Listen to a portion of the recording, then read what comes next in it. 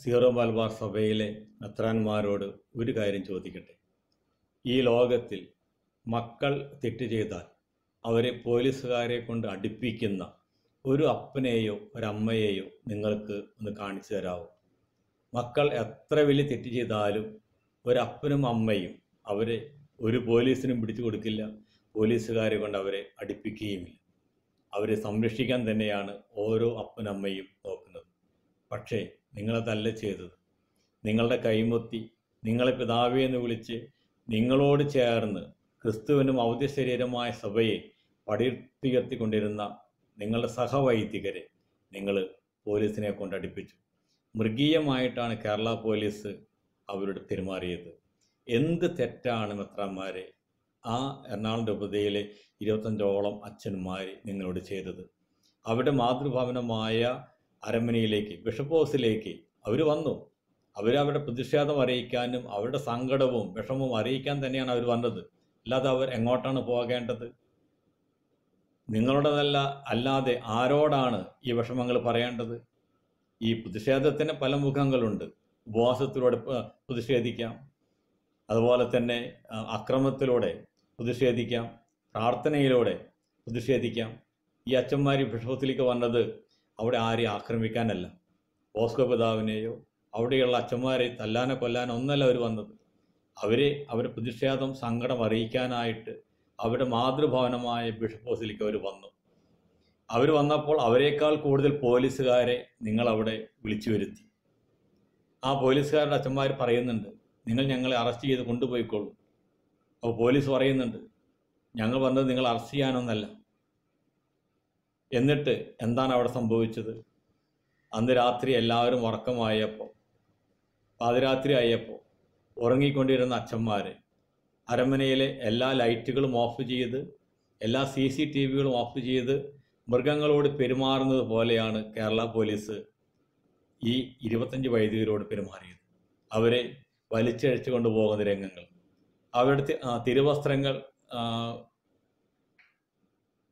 പറിച്ചു കളയുന്ന രംഗങ്ങൾ, ഇതെല്ലാം ലോകം കണ്ടു. പോലീസ് എല്ലാ CCTVയും അവർ ഓഫ് ചെയ്തു. പക്ഷേ ഒരു CCTV, അവർക്ക് ഓഫ് ചെയ്യാൻ പറ്റാത്തൊരു CCTV, അതിലൂടെ അത് ദൈവത്തിൻ്റെ കണ്ണായിരുന്നു. ആ കണ്ണിലൂടെ ലോകം ഈ പോലീസുകാർ വൈദികരോട് ചെയ്യുന്ന ആ ക്രൂരത ലോകം മുഴുവനും കണ്ടു. പ്രിയ മെത്രാന്മാരെ, എന്ത് തെറ്റാണ് നിങ്ങൾ സഹപ്രവർത്തകരായ ഈ വൈദികർ ചെയ്തത്? ഞാനൊരു സന്യാസ വൈദികനാണ്, കപ്പൂച്ചിൻ സന്യാസ വൈദികനാണ്. ഞങ്ങളൊക്കെ നിങ്ങളുടെ സഹപ്രവർത്തകരാണ്. ഞങ്ങൾക്ക് നിങ്ങളോട് സങ്കടം പറയാനുള്ള അവകാശമില്ലേ? അല്ലെങ്കിൽ ഞങ്ങളുടെ പ്രതിഷേധം നിങ്ങളോട് അറിയിക്കാനുള്ള അവകാശമില്ലേ? നിങ്ങൾ പറയുന്ന ഈ കരുണയും സിനഡാലിറ്റിയും സഹോദരിയൊക്കെ നിങ്ങളുടെ സർക്കുലറുകളിൽ മാത്രമാണുള്ളത്. നിങ്ങളുടെ ജീവിതത്തിൽ അതില്ല. നിങ്ങൾ കരുണയെക്കുറിച്ച് പ്രസംഗിക്കുന്നു, നിങ്ങൾ കരുണയെക്കുറിച്ച് സർക്കുലറുകൾ എഴുതുന്നു. പക്ഷേ ഈ കരുണ, സ്നേഹം, സാഹോദര്യം, സിനഡാലിറ്റി ഇതൊന്നും നിങ്ങളുടെ ജീവിതത്തിൽ കാണാനായിട്ട് അത്രമാരെ ഞങ്ങൾക്ക് സാധിക്കുന്നില്ല. നിങ്ങളിന്ന് നയിക്കുന്നത് ഈശോയല്ല, ഈഗോയാണ്. എത്ര ക്രൂരമായിട്ടാണ് പോലീസ് ആ വൈദികരോട് പെരുമാറിയത്.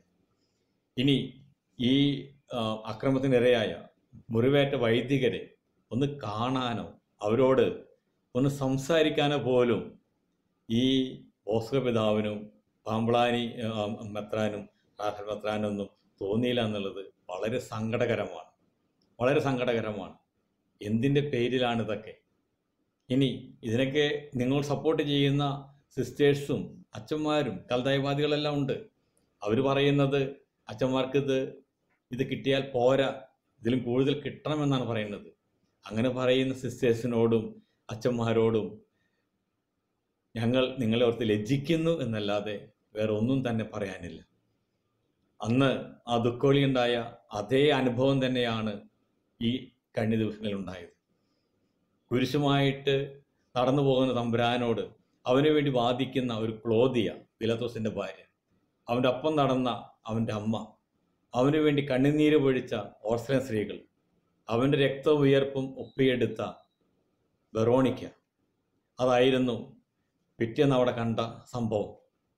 വിവിധ സന്യാസ സഭകളിലെ സിസ്റ്റേഴ്സ്, അതുപോലെ തന്നെ അൽമായ സഹോദരങ്ങൾ നൂറുകണക്കിന് ആളവിടെ വന്നു.